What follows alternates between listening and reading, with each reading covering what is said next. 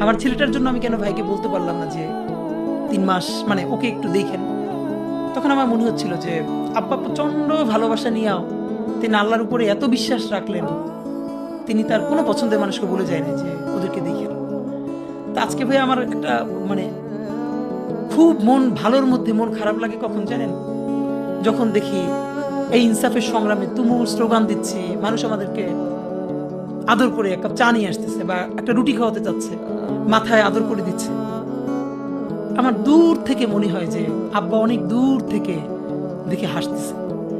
আমার জীবনে খুব তৃপ্তি হইতো যদি এইটা আব্বা কোনোদিন প্রকাশ্যে দেখত, যে তার যেই ছেলে মেয়েগুলোর জন্য তিনি প্রচন্ড কষ্ট নিয়ে মারা গেলেন শেষ পর্যন্ত, কিন্তু কাউকে বললেন না, তার ছেলে মেয়েগুলোরে আল্লাহ দেশের জন্য কিছু করার হইলেও সুযোগ দিছে। তা আমারও মনে হইলো যে আমি যদি কিছু হইলেও করতে পারি সততার সাথে, আল্লাহ যদি আমার রহম করে, তাহলে আমার ছেলে, আমার পরিবার, আমার ভাই বোন, আমার ইনকিলাব মঞ্চের ভাই বোনগুলো, এগুলো আল্লাহই দেখবে যেভাবে আল্লাহ এখন আমাদেরকে দেখতেছে। সুতরাং কারো কাছে আর কোনো প্রত্যাশা নেই।